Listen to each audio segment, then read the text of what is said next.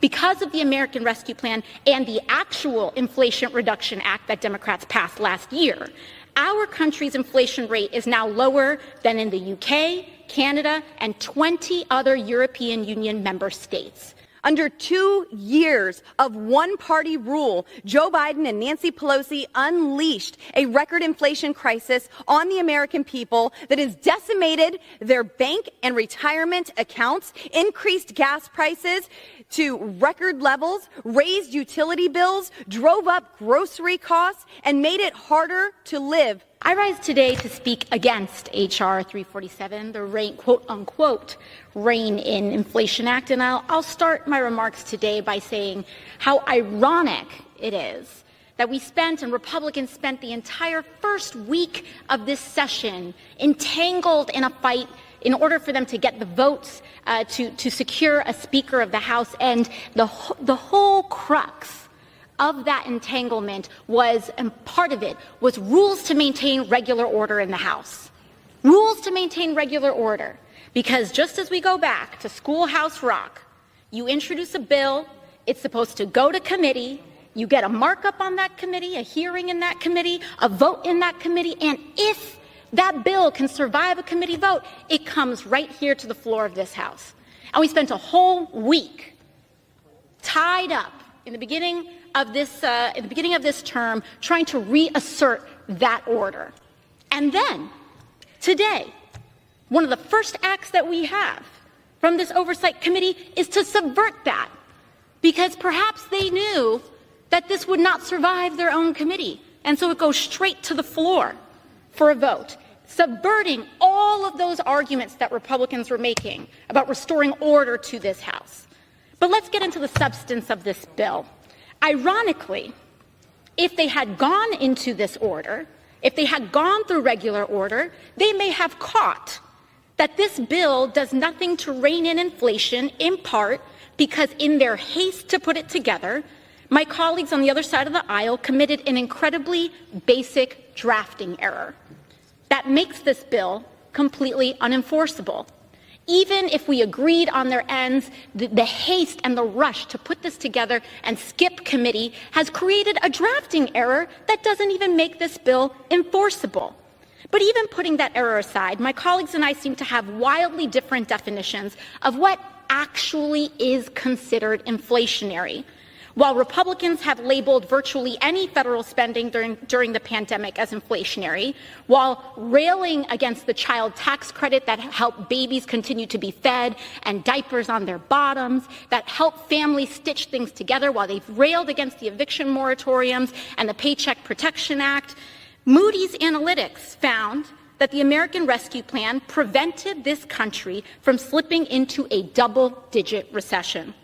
Because of the American Rescue Plan and the actual Inflation Reduction Act that Democrats passed last year, our country's inflation rate is now lower than in the UK, Canada, and 20 other European Union member states.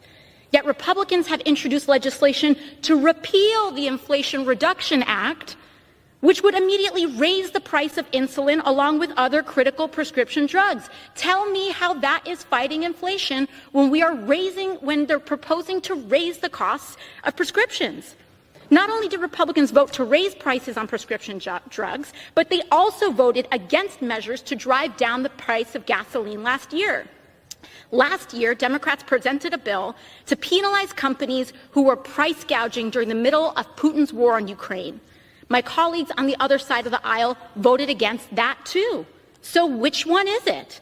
Republicans have controlled this body for almost 2 months and have not passed a single bill that would actually address inflation or cut costs from working families. But you know what Democrats did?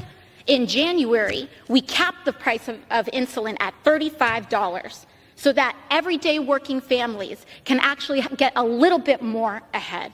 And we have a lot more to go. But we don't even see a carefulness and a thoughtfulness from the other side of the aisle to even draft the language in this bill properly. It's not even ready for a vote. So why should we? And for that reason, I urge my colleagues to vote no on the so-called Rein in Inflation Act. And with that, I yield to the distinguished gentlewoman of St. Louis, Cori Bush. I reserve. The gentlewoman reserves. The gentleman from Kentucky is recognized. Madam Chair, I yield 3 minutes to the gentlelady from Colorado, Ms. Boebert. The gentlelady is recognized. Thank you, Madam Chair. I rise in favor of H.R. 347, the Rein-In Act.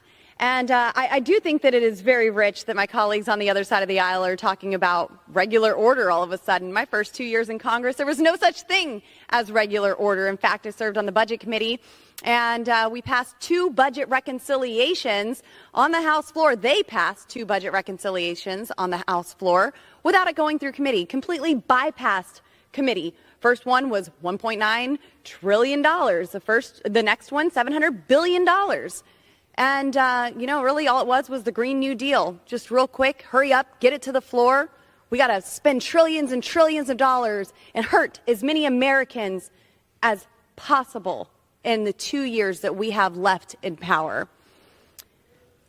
With this Rein-In Act, this bill will hold Joe Biden accountable for his reckless spending that he's approved by my Democrat colleagues who hastily sent all of these bills to him, rushing him to spend trillions and trillions of American taxpayer dollars. His reckless spending will now be required. His administration will be required to publish the inflationary impact of executive orders before enacting them. My constituents are struggling to deal with disastrous effects of Bidenflation. Under 2 years of one-party rule, Joe Biden and Nancy Pelosi unleashed a record inflation crisis on the American people that has decimated their bank and retirement accounts, increased gas prices to record levels, raised utility bills, drove up grocery costs, and made it harder to live for the people in my district, Colorado's 3rd district, and all throughout this great country. The primary root cause of this record-breaking inflation was trillions of dollars of wasteful federal spending. In Joe Biden's first year in office alone, he issued more executive orders than any other president in my lifetime, costing taxpayers more than $1 trillion. The American people said loud and clear last November that enough is enough. They have empowered this new majority to demand transparency by revealing just how much Biden's executive orders are costing American families and small businesses. I want to thank my colleague and chairwoman of the Republican Conference, Elise Stefanik, for her work to hold Joe Biden and his administration accountable. I'm proud to be a co-sponsor of this legislation, and I urge my colleagues to vote in favor for the underlying bill. And with that, I yield back.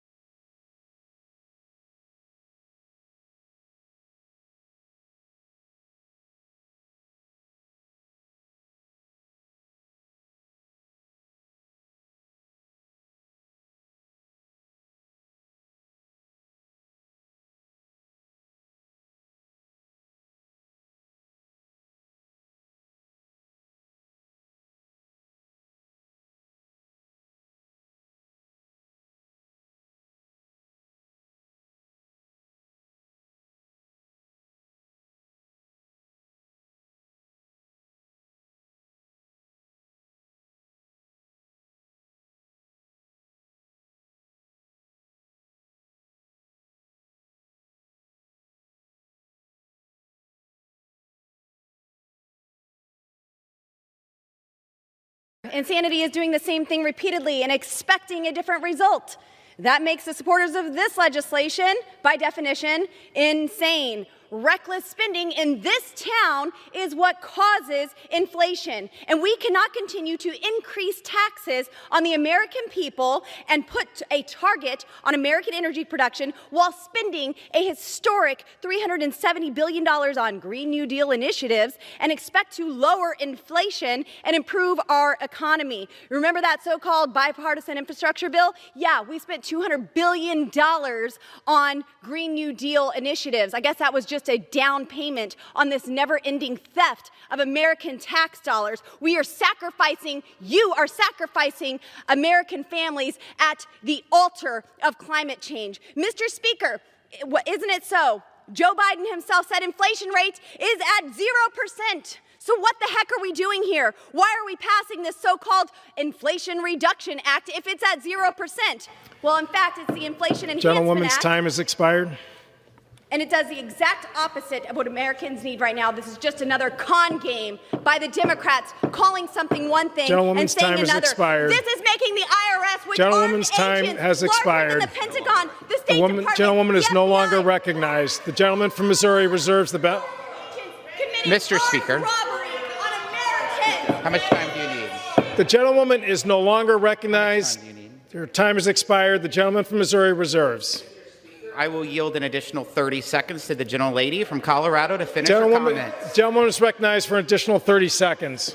This bill hires 87,000 new IRS agents, and they are armed, and the job description tells them that they need to be required to carry a firearm and expect to use deadly force if necessary. Excessive taxation is theft, and the chairman said that we are using the power of the federal government in this bill. You're darn right you're using the power of the federal government for armed robbery on the taxpayers. I can only see why that this was rushed through committee and put on the floor.